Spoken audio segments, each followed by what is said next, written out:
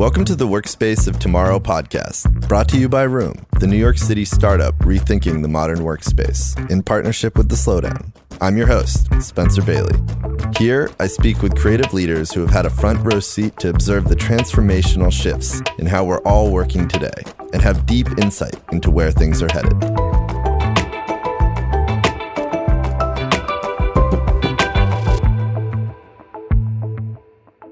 Hi, everyone. Still here, hunkered down in my Brooklyn apartment. This week on the podcast, we've got Amy Edmondson, the Novartis Professor of Leadership and Management at the Harvard Business School and author of the 2019 book, The Fearless Organization, Creating Psychological Safety in the Workplace for Learning, Innovation, and Growth.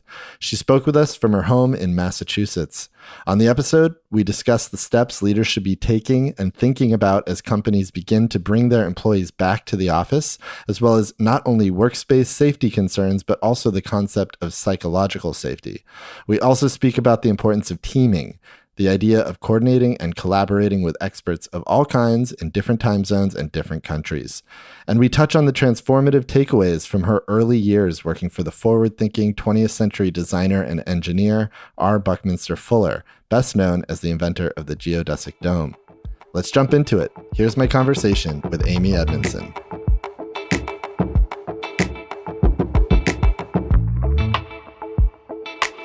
Hi, Amy. Welcome to the Workspace of Tomorrow. It's a pleasure to be with you today. Thanks for having me. I wanted to begin on the subject of psychological safety, which obviously is the core of your work, and specifically psychological safety at the workspace. What is it exactly? Could you run me through a little bit about what it is? It is the belief that speaking up is expected and welcome. It sounds like a very small thing, but it's not to be taken for granted. There's a very powerful human instinct to self-protect. Mm-hmm. And so when in doubt, we hold back. And a big important thing to recognize nowadays is that when people are holding back, you're not getting the ideas, you're not getting the concerns, you're not getting the questions, and performance will suffer. Mm. You've written about these four core areas around which psychological safety can be created, and that's attitude to risk and failure, open conversation, willingness to help, inclusivity, and diversity. We're obviously in very challenging, difficult times right now. How can leaders establish these things across their organizations during this moment?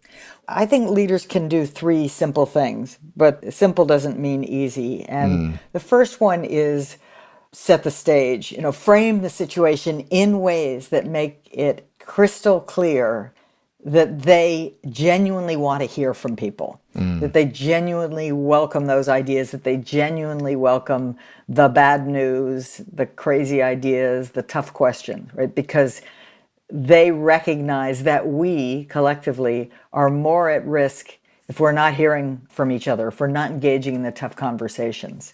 And the second thing to make that even easier is to just be perpetually asking good questions. And to me, the essence of a good question is one that A, you don't know the answer to, and B, that focuses us on something that matters, this project, this situation, what have you, and gives people room to respond. So it's not a yes-no question. It's a kind of, what are your thoughts about question? And then thirdly, respond in productive ways to whatever, right? And that doesn't mean you agree with everything or you applaud everything. It does mean showing a basic human sense of appreciation for the effort it takes for people to come forward with their thoughts, with their observations. I think this moment has shown that we really don't have a lot of answers, that there's a lot we don't know. And what do you think about that when it comes to leadership in terms of admitting what you don't know? I can think of very few things that are more important for leaders to do than to admit what they don't know, or to admit when they don't know something. First of all, it's an oddly powerful stance, right? I think many leaders are afraid to say, I don't know, because they think it will make them look weak. In fact, it makes them look strong because it makes them look clearly confident enough about the things they do know and the expertise they do have, which is likely considerable or they wouldn't be in a leadership role. They're sufficiently confident and able to say, oh, I don't know. And in a world that is as complex and changing as fast as the one we're in, and as shy of real answers, as we are in now in the midst of a pandemic, to not say, I don't know, is just plain foolish. So first of all, it makes you look strong as a leader because you're strong enough to admit where the gaps are. We all have them. We know you have them, you know you have them, but got to let us know you know. And second of all, it's the best way to make it easier for others to fill in the gaps. I want to talk about returning to work. What process should CEOs and other leaders be thinking about right now in terms of getting back to the office? And what steps realistically can be taken in the coming weeks and months? I think the first thing is to openly say, we don't know. Right? Our goal, here's the goal. We would love to get people back together safely. Okay, how do we do that? Oh, it turns out there's no playbook. So we're going to be writing the playbook as we execute the playbook. And that's both challenging and to a certain extent exciting as well. But it does mean we need you, right? We need your ideas. We need your worries. We need your questions. And we're going to figure this out together. Like we're scientists, we're sort of inviting people to occupy that mindset of the scientist, trying to go somewhere boldly where no one's gone before. And we are going to make mistakes along the way. There are going to be things that we didn't get quite right. And our commitment will be to quickly figure those out and to pivot, to try something else. Maybe we'll have gone too fast. Maybe we'll have brought in too many people. But we're going to have to stay on top of the data, as it were, to do this well. So in a way, you're naming the problem. You're naming that this is challenging. You're inviting input. And you're saying specifically at the outset that this is going to be a learning process. And in addition to psychological safety, which we talked about, how can leaders make sure they actually just establish safety, especially employee health safety, full stop? And what should their approach be to PPE and sanitation? Obviously, that's going to be such a key component of getting back to work. Physical safety and psychological safety are two very different things, but they're actually quite closely related, or at least physical safety is quite closely related to psychological safety because without people being willing to speak up, whether about the hazards they see or about a worry that they have around their own health, they're more at risk, right? So in old-fashioned worker safety, one of the big issues was when people wouldn't speak up about the hazards they saw, right? And so part of getting workplaces safer, whether those were, in aviation or in manufacturing, was getting people much more comfortable than is natural in speaking up. To really reach the highest possible levels of physical safety as we go back to work in the midst of or at the end of the pandemic means nurturing psychological safety so that people can point out when they don't feel they have enough physical distance or enough PPE or whatever else, and inspiring those kind of creative ideas about, hey, well, maybe we could put some plexiglass here or whatever. You want that kind of innovation to be going hand in hand with open discussion of the concerns that people have. I think that as long as we can make this really challenging problem discussable, we're halfway there, right? Right. And your physical safety, your employees' physical safety is non-negotiable. You care about it, everybody cares about it, that's a given.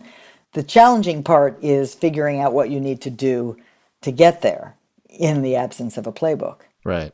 And it seems to me like there should be an open forum or some sort of place for employees to be able to publicly voice this, whether it's Slack or... Yeah. What kind of tools or questions do you think leaders should be using or thinking about in terms of creating and establishing that sort of conversation with their employees?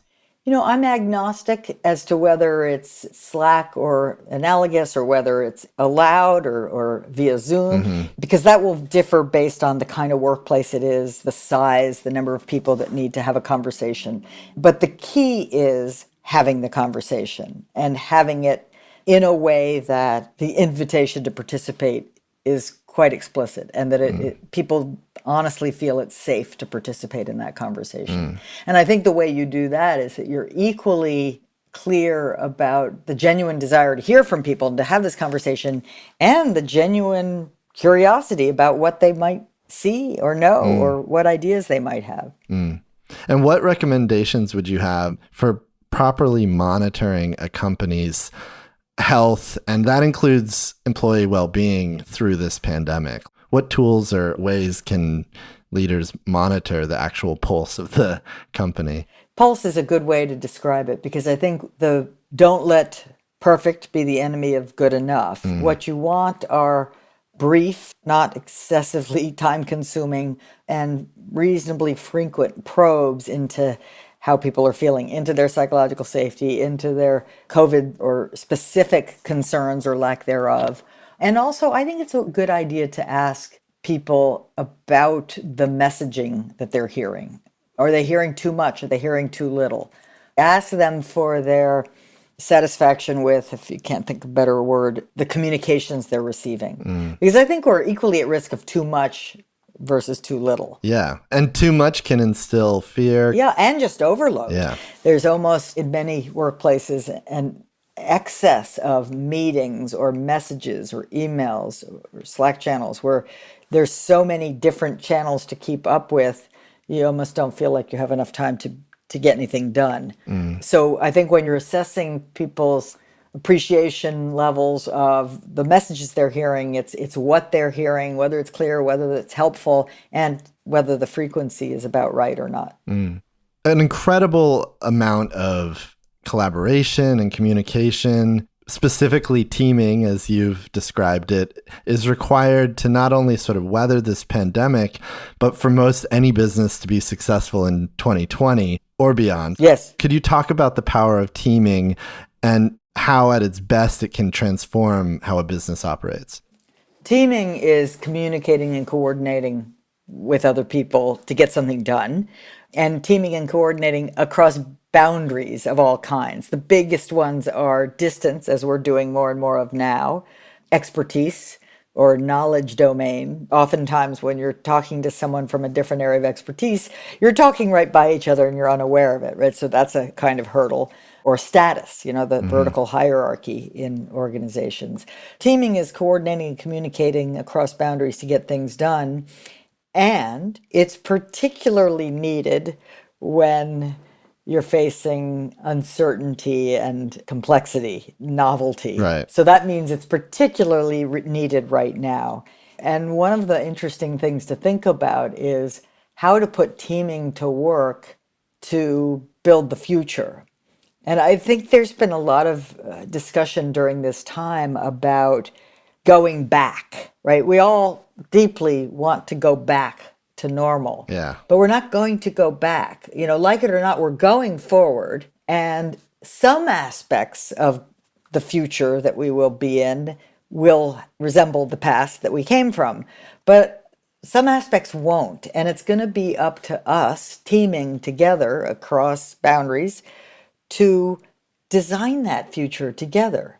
And the extent to which we can find some of the very thin silver linings in this whole cloud and bring them forward with us, I think is the extent to which we'll be building a better future.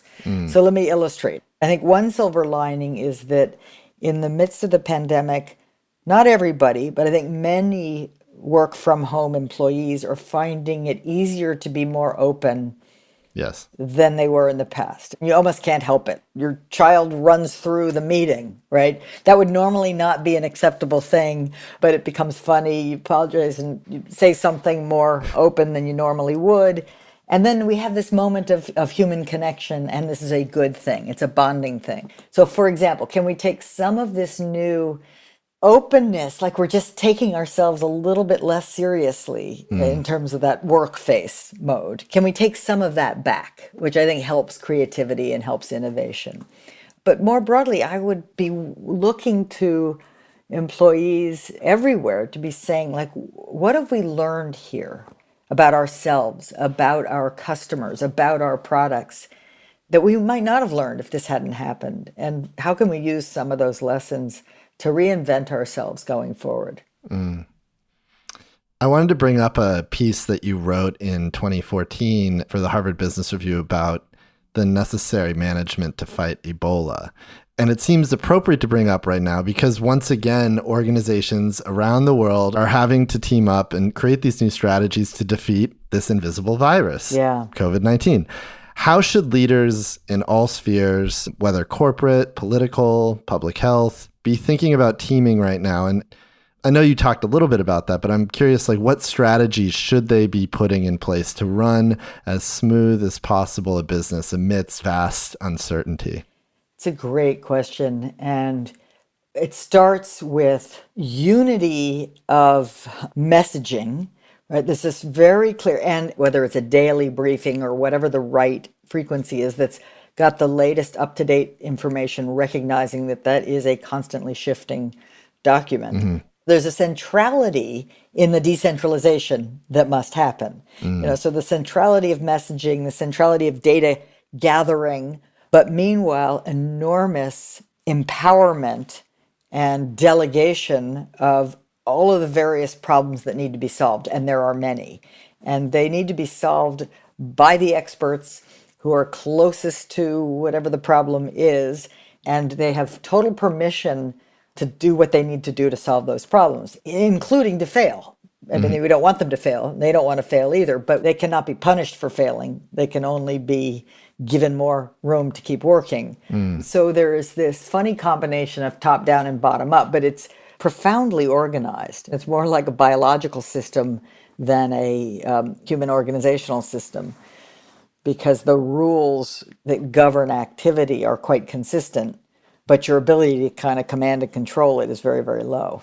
What are some examples of organizations you think that are doing a good job of this right now? Or that have shown themselves to be proficient in this area that you're talking about from a communications steering point of view? Two things come to mind. I think Stanley McChrystal's fabulous book, Team of Teams, is essentially the same model that I'm describing. And that's the magnificent thing about that book and that example is this is military. And of course, most of us think about the military as the ultimate in the top-down command and control type of structure. But what McChrystal discovered, of course, in the modern theater of war is it's way too slow. If, commands travel down and then input travels up and then decisions are made up here and they go back down, that's just a recipe for failure. What's needed is fast-moving, agile teams on the ground, wherever they are, with the training and the brains to make the decisions they need to make, and absolute clarity about the shared purpose, the shared mission, where we're going. That's how it manifested, really starting in the 90s in the military. And it was reinvention based on necessity. Right, this sort of was a transformation that just happened more or less in the wake of the first Iraq War.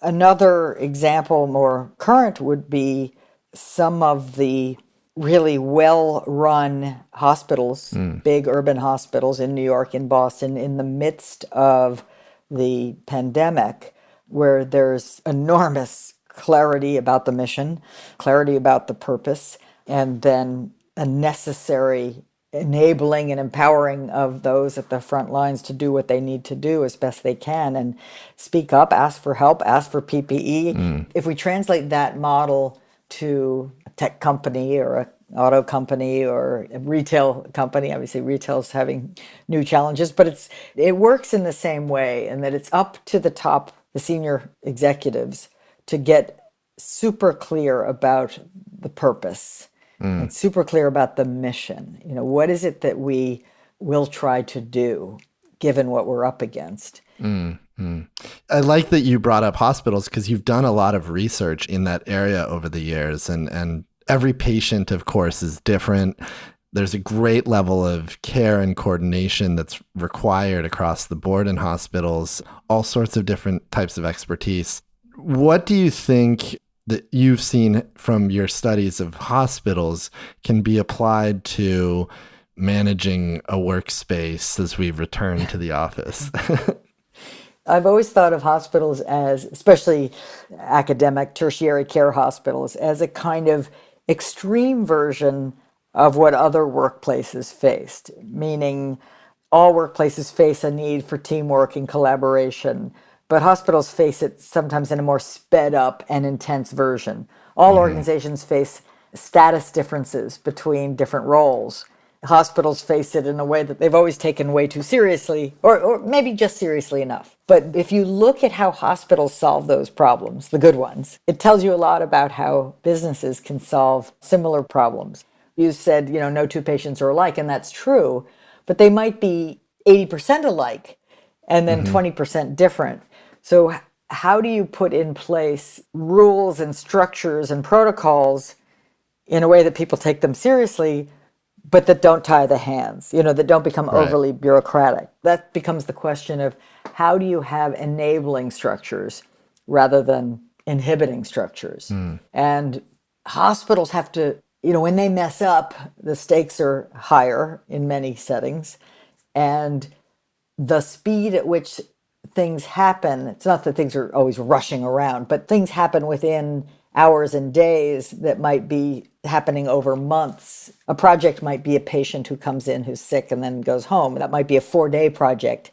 You might have a new product development project at your company, and that's an 18-month project or a 3-month project, whatever it is. So the hospitals are like the fruit flies of management, where we can kind of look at what works. And what seems to work is clarity and passion about the mission and a repeated emphasis on that. Even though it seems so darn obvious. I mean, who's working in a hospital who isn't aware that the point of the hospital is to sort of save lives and help people? Yeah.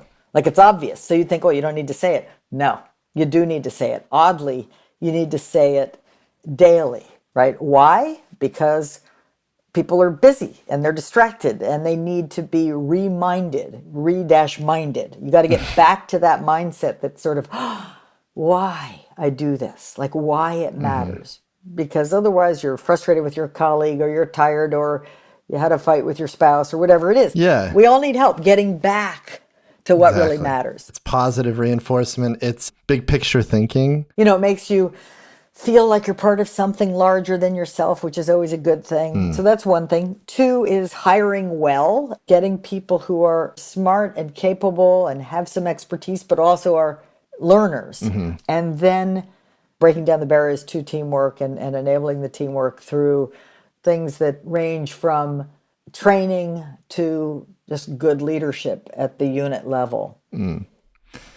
You started your career working for Buckminster Fuller, who listeners might not know is one of the most transformative designers and thinkers of the 20th century.